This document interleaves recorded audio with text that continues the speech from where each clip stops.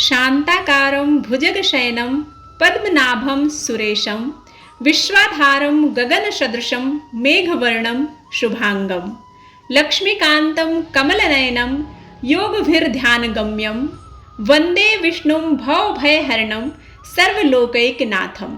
जय श्री कृष्णा, राधे राधे।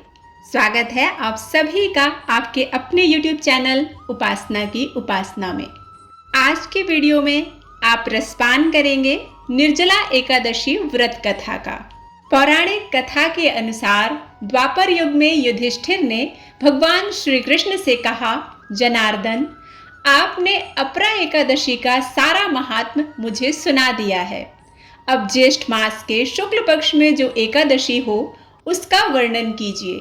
भगवान श्री कृष्ण बोले, राजन, इसका वर्णन परम धर्मात्मा सत्यवती नंदन व्यास जी करेंगे, क्योंकि ये संपूर्ण शास्त्रों के तत्वज्ञ और वेद वेदांगों के पारंगत विद्वान हैं। तब वेद व्यास जी कहने लगे, दोनों ही पक्षों की एकादशियों को भोजन न करें। द्वादशी को स्नान आदि से निवृत्त होकर पवित्र हो फूलों से भगवान केशव की पूजा करके नित्य कर्म समाप्त होने के पश्चात पहले ब्राह्मणों को भोजन देकर अंत में स्वयं भोजन ग्रहण करें। राजन, जनना शौच और मरणा शौच में भी एकादशी को भोजन नहीं करना चाहिए। यह सुनकर भीमसेन बोले, परम बुद्धिमान पितामह, मेरी उत्तम बात सुनिए। राजा युधिष्ठिर, माता कुंती, द्रौपदी, अर्जुन, नकुल और सहदेव ये एकादशी को कभी भोजन नहीं करते तथा मुझसे भी हमेशा यही कहते हैं कि भीमसेन, तुम भी एकादशी को न खाया करो। किंतु मैं इन लोगों से यही कह दिया करता हूँ कि मुझसे भूख सहन नहीं होती।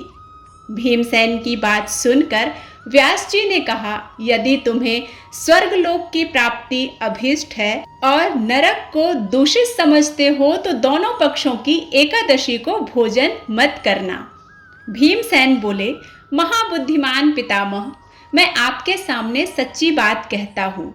एक बार भोजन करके भी मुझसे व्रत नहीं किया जा सकता, फिर उपवास करके मैं कैसे जीवित रह सकता हूँ। मेरे उदर में वृक्क नामक अग्नि सदा प्रज्वलित रहती है, अतः जब मैं बहुत अधिक खाता हूँ तभी यह शांत होती है।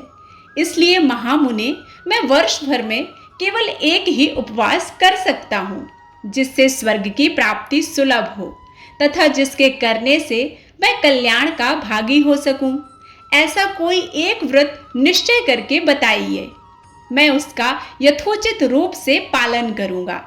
व्यास जी ने कहा, भीम, ज्येष्ठ मास में सूर्य वृष राशि पर हो या मिथुन राशि पर शुक्ल पक्ष में जो एकादशी हो उसका यत्न पूर्वक निर्जल व्रत करो।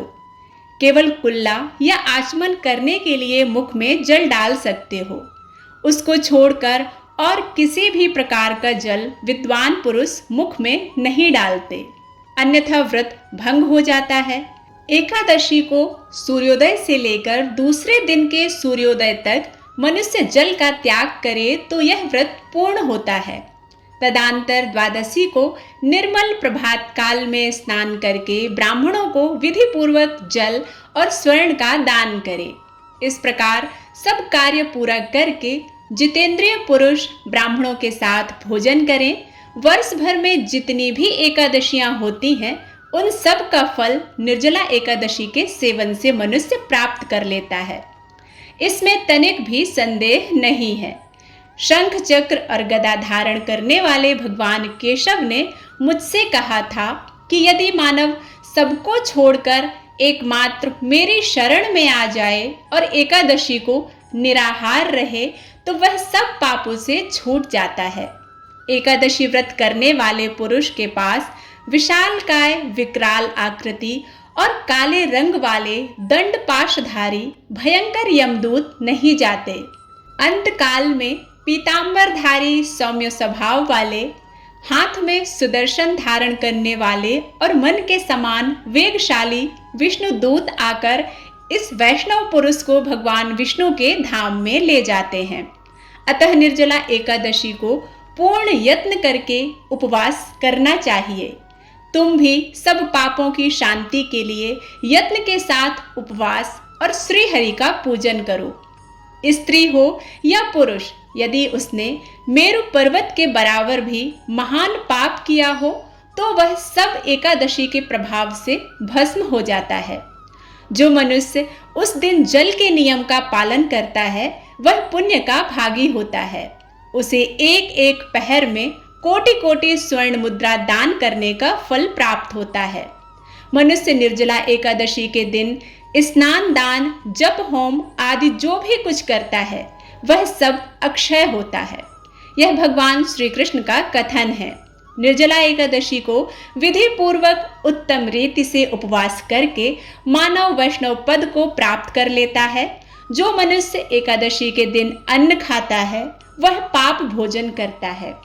इस लोक में वह चांडाल के समान है और मरने पर दुर्गति को प्राप्त होता है। जो ज्येष्ठ मास के शुक्ल पक्ष में एकादशी को उपवास करके दान देंगे वे परम पद को प्राप्त होंगे। जिन्होंने एकादशी को उपवास किया है वे ब्रह्म हत्यारे, शराबी, चोर तथा गुरुद्रोही होने पर भी सब पातकों से मुक्त हो जाते हैं। कुंती नंदन, निर्जला एकादशी के दिन श्रद्धालु स्त्री पुरुषों के लिए जो विशेष दान और कर्तव्य विहित हैं उसे सुनो। उस दिन जल में शयन करने वाले भगवान विष्णु का पूजन और जलमयी धेनु का दान करना चाहिए अथवा प्रत्यक्ष धेनु या घृतमयी धेनु का दान करना चाहिए। पर्याप्त दक्षिणा और भांति भांति के मिष्ठान द्वारा यत्न पूर्वक ब्राह्मणों को संतुष्ट करना चाहिए। ऐसा करने से ब्राह्मण अवश्य संतुष्ट होते हैं और उनके संतुष्ट होने पर श्री हरि मोक्ष प्रदान करते हैं। जिन्होंने श्रम, दम और दान में प्रवृत्त हो श्री हरि की पूजा और रात्रि में जागरण किया, इस निर्जला एकादशी का व्रत किया, उन्होंने अपने साथ ही बीती हुई 100 पीढ़ियों को और आने वाली 100 पीढ़ियों को भगवान वासुदेव के परम धाम में पहुंचा दिया है। निर्जला एकादशी के दिन अन्न, वस्त्र, गौ जल, शैया, सुंदर आसन, कमंडल तथा छाता दान करने चाहिए। जो श्रेष्ठ एवं सुपात्र ब्राह्मण को जूता दान करता है, खड़ाऊ दान करता है, वह सोने के विमान पर बैठकर स्वर्ग लोक में प्रतिष्ठित होता है। जो भक्त इस एकादशी की महिमा को भक्ति पूर्वक सुनता है तथा जो भक्ति पूर्वक उसका वर्णन करता है वे दोनों स्वर्ग लोक में जाते हैं। चतुर्दशी युक्त अमावस्या को सूर्य ग्रहण के समय श्राद्ध करके मनुष्य जिस फल को प्राप्त करता है वही इसके श्रवण से भी प्राप्त होता है। पहले दंत धावन करके यह नियम लेना चाहिए कि मैं भगवान केशव की प्रसन्नता के लिए एकादशी को निराहार रहकर आचमन के सिवा दूसरे जल का भी त्याग करूंगा। द्वादशी को देव देवेश्वर भगवान विष्णु का पूजन करना चाहिए। गंध, धूप, पुष्प और सुंदर वस्त्र से विधि पूर्वक पूजन करके जल का घड़ा संकल्प करते हुए मंत्रोच्चारण के साथ दान करना चाहिए। देव देव ऋषिकेश उत्कुंभ प्रदानेन संसार वर्ण तारक नयनाम परमाम गतिम, अर्थात संसार सागर से तारने वाले देव देव ऋषिकेश इस जल के घड़े का दान करने से आप मुझे परम गति प्रदान करें। भीमसेन, ज्येष्ठ मास में शुक्ल पक्ष की जो शुभ एकादशी होती है उसका निर्जल व्रत करना चाहिए तथा उस दिन श्रेष्ठ ब्राह्मणों को शक्कर के साथ जल के घड़े का दान करना चाहिए। ऐसा करने से मनुष्य भगवान विष्णु के समीप पहुंचकर आनंद का अनुभव करता है। तत्पश्चात द्वादशी को ब्राह्मण भोजन कराने के बाद स्वयं भोजन करना चाहिए। इस प्रकार जो पूर्ण रूपेण पाप नाशिनी एकादशी का व्रत करता है वह सब पापों से मुक्त हो जाता है तथा श्री हरि विष्णु के लोक वैकुंठ धाम को प्राप्त होता है। यह सुनकर भीमसेन ने भी इस शुभ एकादशी का व्रत आरंभ कर दिया। तब से यह लोक में पांडव द्वादशी के नाम से विख्यात हुई। निर्जला एकादशी व्रत करने से शारीरिक, मानसिक और आत्मिक संतुष्टि प्राप्त होती है, कष्टों से मुक्ति मिलती है, धन धान्य, यश, कीर्ति, मान सम्मान, पुत्र पौत्र आदि में वृद्धि प्राप्त होती है। उम्मीद करती हूँ यह कथा आप सभी को पसंद आई होगी। यदि पसंद आती है तो आप इसे लाइक करें, शेयर करें और सब्सक्राइब करना बिल्कुल ना भूलें। इसी तरह की और रोचक और ज्ञानवर्धक कथाएं सुनने के लिए आप हमारे साथ जुड़े रहें। मिलते हैं एक नए वीडियो के साथ, तब तक के लिए राधे राधे।